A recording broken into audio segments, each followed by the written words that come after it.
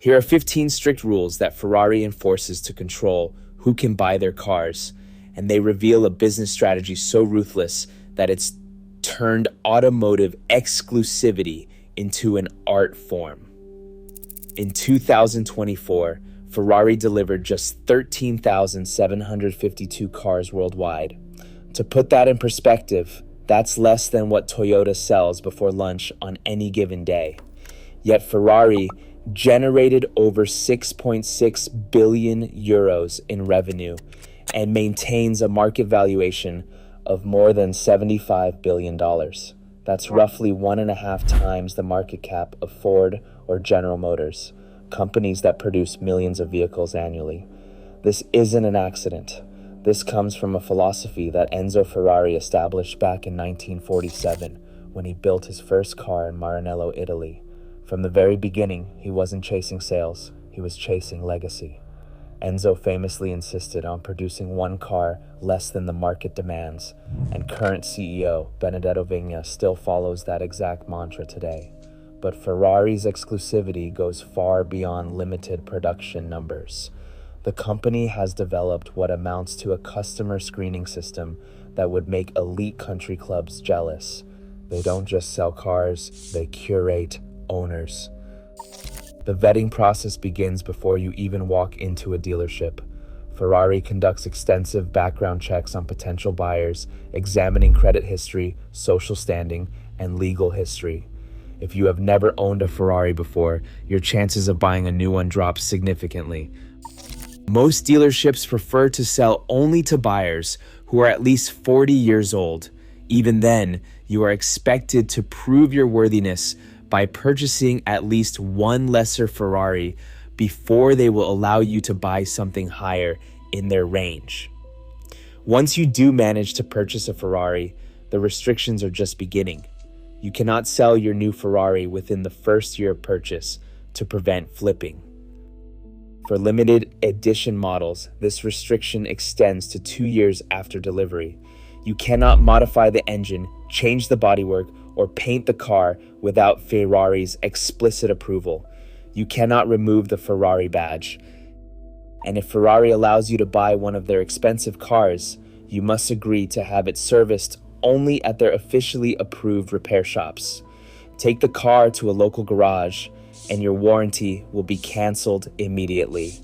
These are not just guidelines, they are enforced with the cold precision of a luxury brand that knows its power. Break these rules, and you'll find yourself on Ferrari's blacklist, permanently banned from purchasing new vehicles. The blacklist reads like a who's who of celebrities who discovered that money alone doesn't guarantee access to Ferrari's exclusivity. Justin Bieber earned his ban in 2017 after repainting his 458 Italia in electric blue, adding non-Ferrari black rims, and then selling it at auction. But that wasn't his only transgression. Bieber reportedly lost his Ferrari for 3 weeks after a drunken night out in Los Angeles. It took his assistant 3 weeks just to locate the car. deadmau5 learned about Ferrari's control the hard way when he wrapped his 458 Spider with a Nyan Cat theme, creating what he called the Ferrari.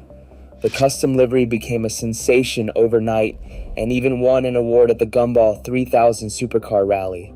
Ferrari's response was swift and brutal. They sent a cease and desist letter claiming copyright infringement and defamation. The company threatened a lawsuit unless the wrap was removed. deadmau5 complied and then sold the car entirely. Even wealth and status can't protect you from Ferrari's judgment. Nicolas Cage found himself banned not for modifying his car, but for his financial troubles. After blowing through $150 million on eccentric purchases like a 67-million-year-old dinosaur skull and 2 private islands in the Bahamas, Cage's failure to pay property taxes made him too risky for Ferrari's image. Kim Kardashian's ban demonstrates how Ferrari's exclusivity can ensnare even the innocent. In 2011, she received a Ferrari as a wedding gift from a Malaysian businessman who was later exposed for tax fraud. When the car became part of the investigation, Ferrari deemed the association damaging to their image and banned her from future purchases. The company is equally ruthless with automotive journalists who dare to criticize them. Chris Harris, now a host on Top Gear, found himself banned after writing an article called "How Ferrari Spins" in 2011. Harris exposed how Ferrari optimized press cars to ensure excellent magazine reviews, recalling a 360 Modena press car that was 2 seconds faster to 100 miles per hour than the customer version. His crime was not lying. It was telling the truth that Ferrari did not want revealed. Even modifications by respected tuners can trigger Ferrari's wrath. The company has historically taken legal action against companies like Koenig for their Ferrari modifications, viewing any alteration as a threat to their carefully controlled brand image. But perhaps the most telling perspective comes from Jay Leno, a man worth $400 million with one of the world's most famous car collections. Despite being the patron saint of automotive enthusiasts, Leno does not own a single Ferrari. His reasoning cuts to the heart of Ferrari's customer experience. He says he just never liked dealing with the dealers. "I do not want to give a guy $25,000 in an envelope."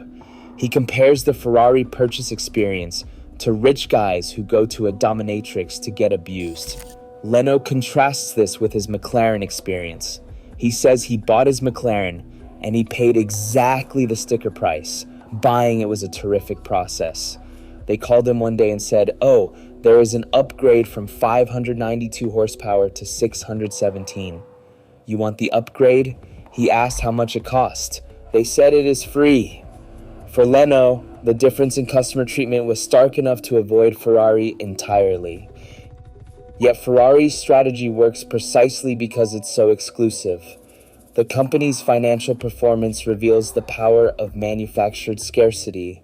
Ferrari generates approximately 90,000 to 110,000 euros in operating profit per vehicle, with a gross margin reaching about 50% in 2024.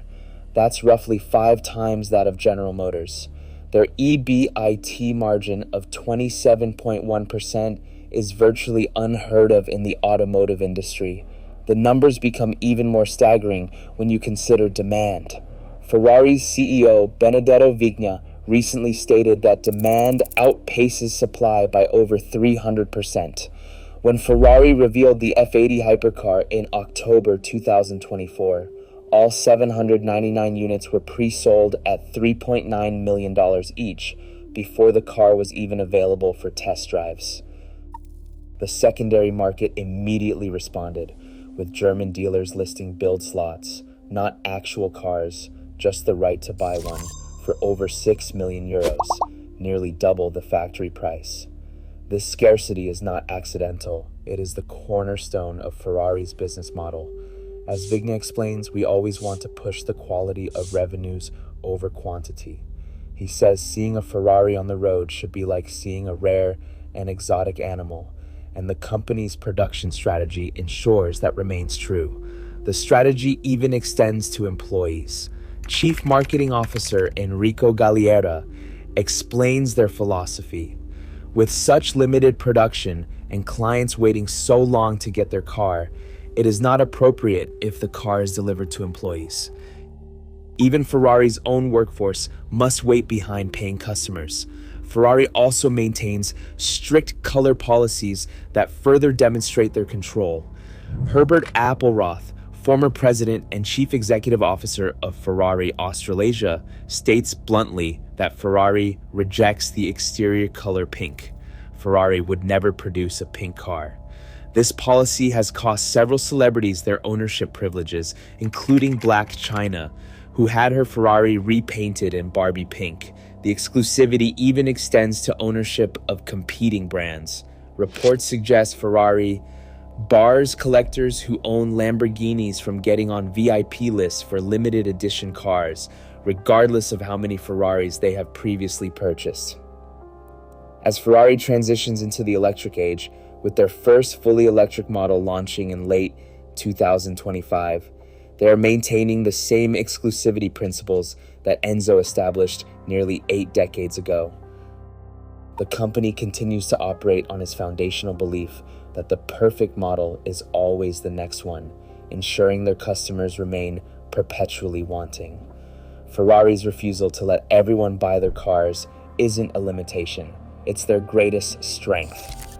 By turning automotive ownership into an exclusive privilege rather than a simple transaction, they've created something far more valuable than cars.